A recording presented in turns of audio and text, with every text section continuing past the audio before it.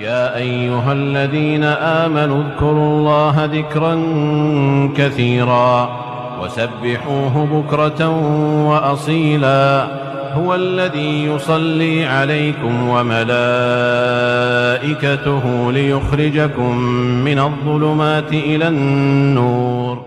بسم الله الرحمن الرحيم. السلام عليكم ورحمة الله وبركاته. عدنا لكم من جديد من حلقات البودكاست من قناة كوباية شاي وساعتين جد. طبعا دي أول محاولة وهي إن شاء الله ما تبقاش الأخيرة من حلقاتي حكاوي، ولكن بطريقة البودكاست. طبعا زي ما انتش الفيديو محمود أو التسجيل أو البودكاست ده محمود عبد الرحيم، له مني كل الاحترام والتقدير من هذا الاستوديو الكبير، استوديو تحليلي سكن الجامعة بجوا صديقه وحبيبي وأخي محمد ناصر، صديق القناة المفضل ومن أقدم وأبرز الموجودين في القناة. طبعا بعت لكم السلام من هنا، وطبعا ننزل بالإنترو على طول.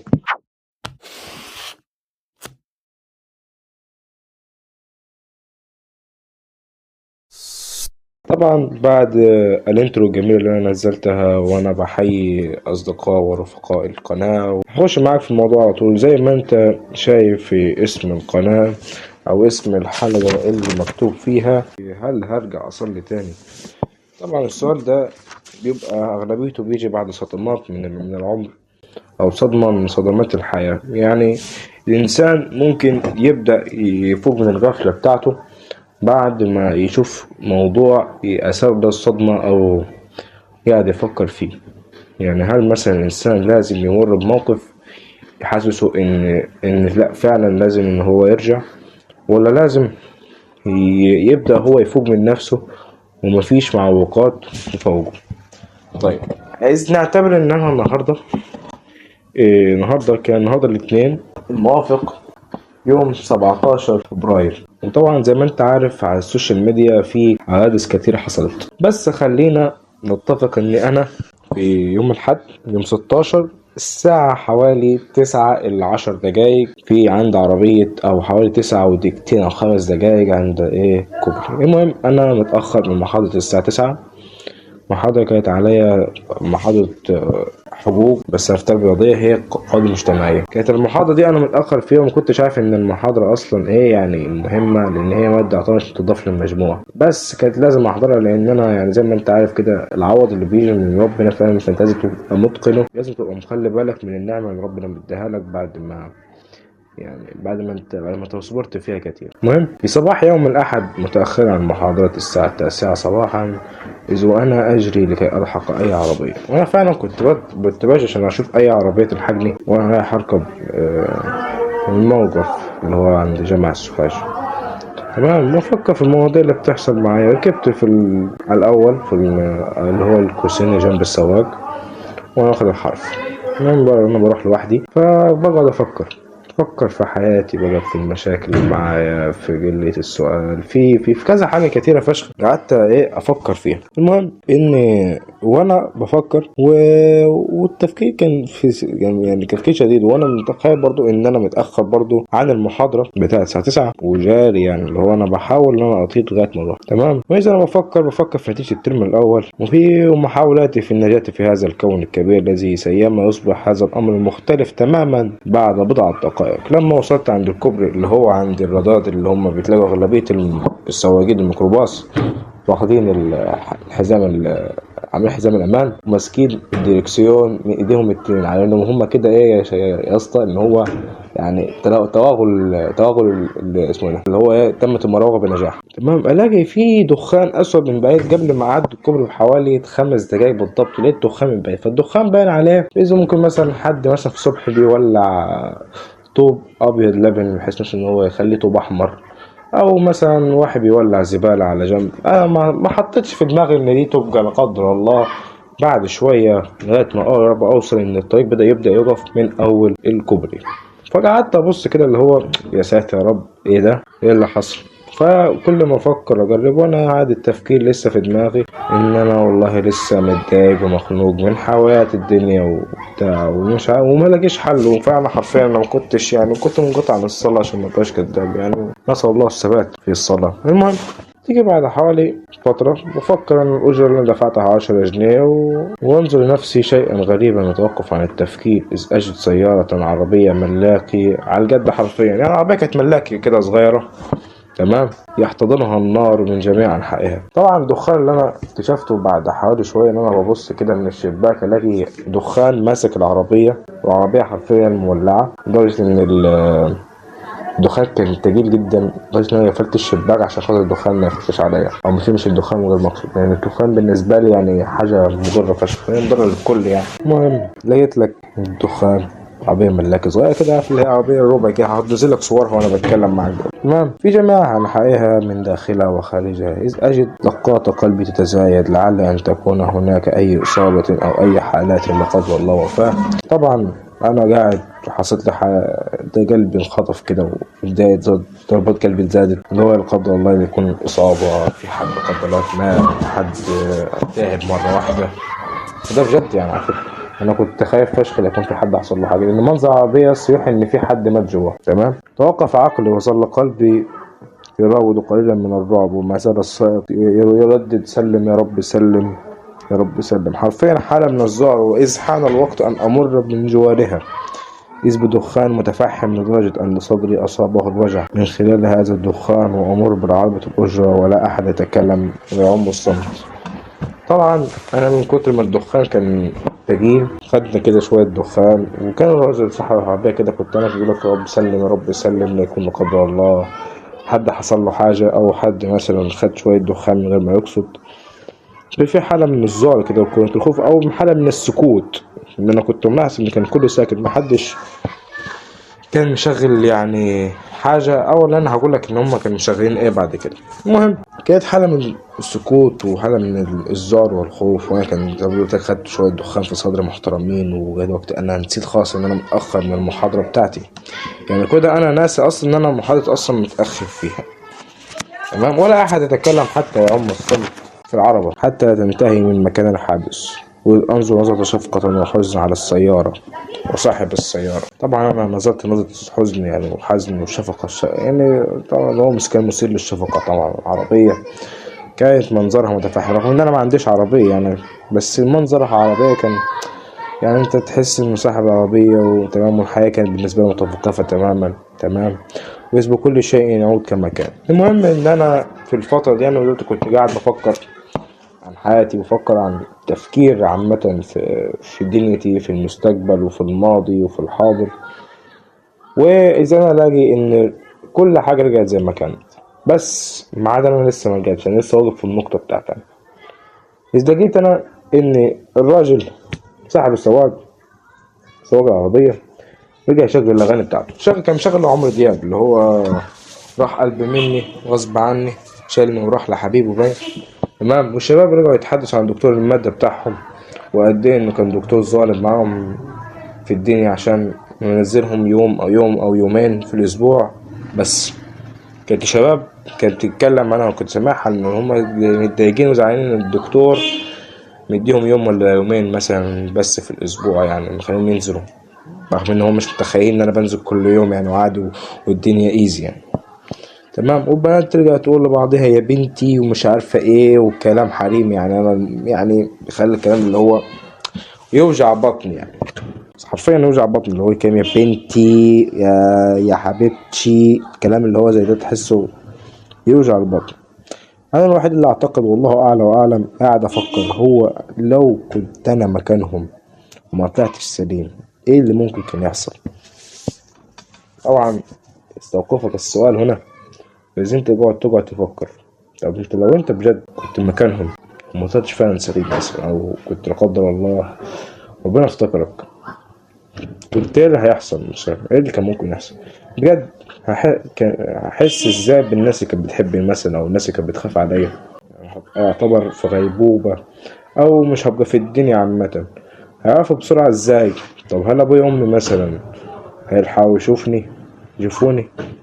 وأكبر سؤال كان مخوفني في هذه الأسئلة المكثفة والكثيرة، هل هرجع أصلي تاني؟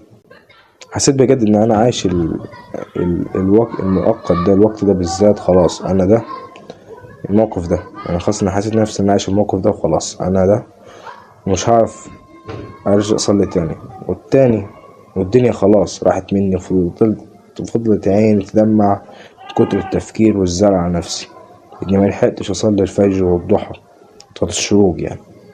طب فرصة ارجع تاني، هصلي والله وهبقى ملتزم تاني وهحضر، بس خلاص فات الاوان.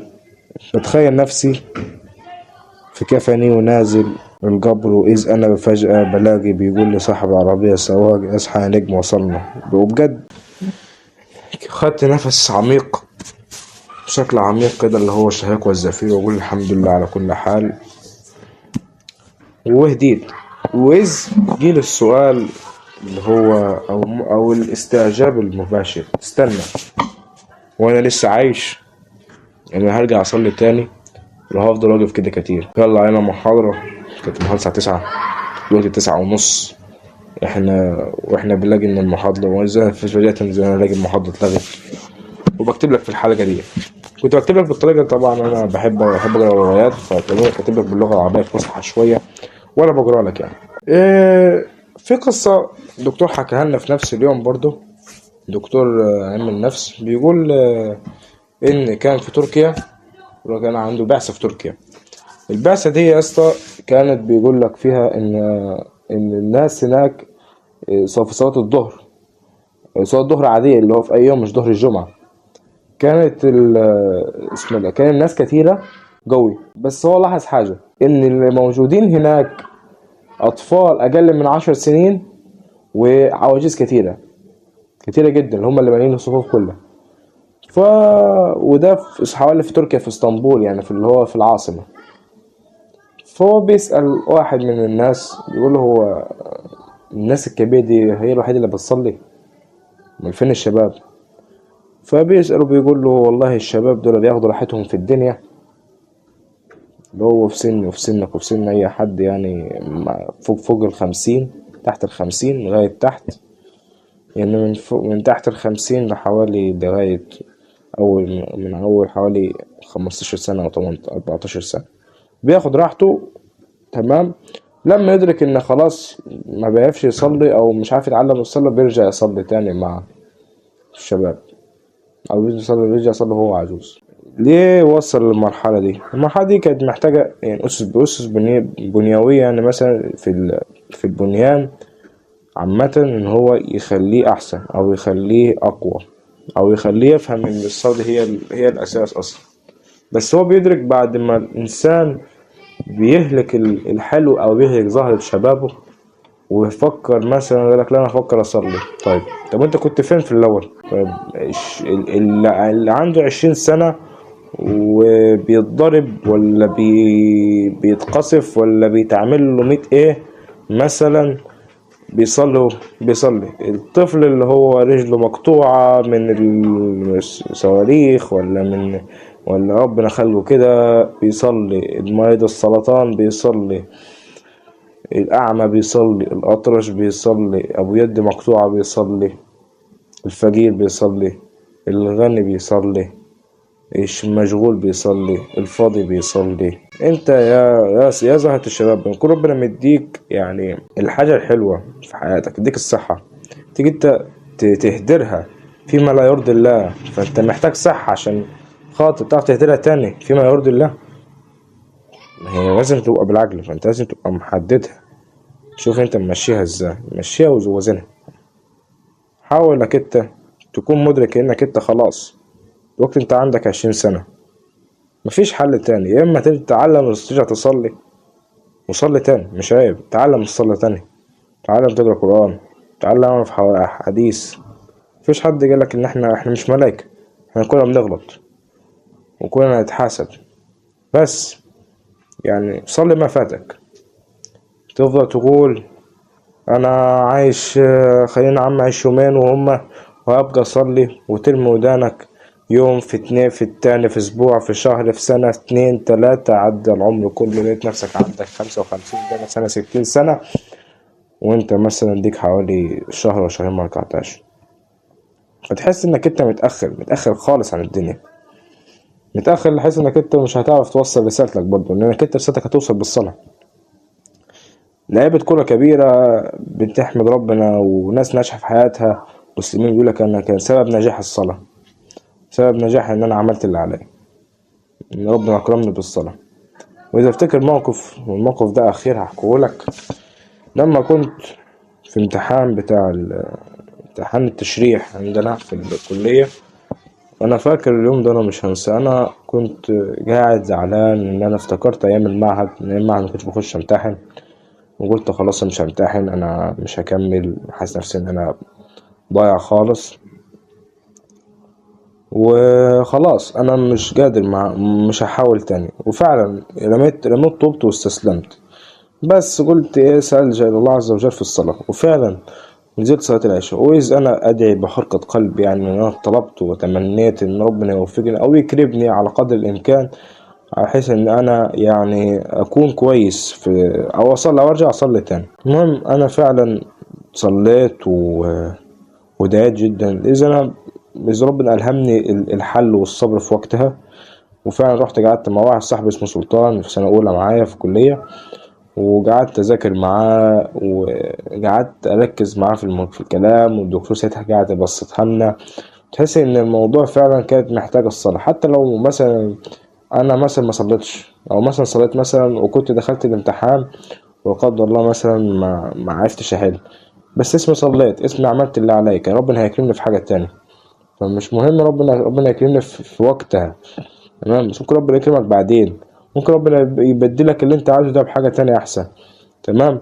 عدم يعني، بص يقول لك تذكر الله في الرخاء، تمام، يتذكرك في الشدة. تمام. والله لا ينسى، والله المثل الأعلى.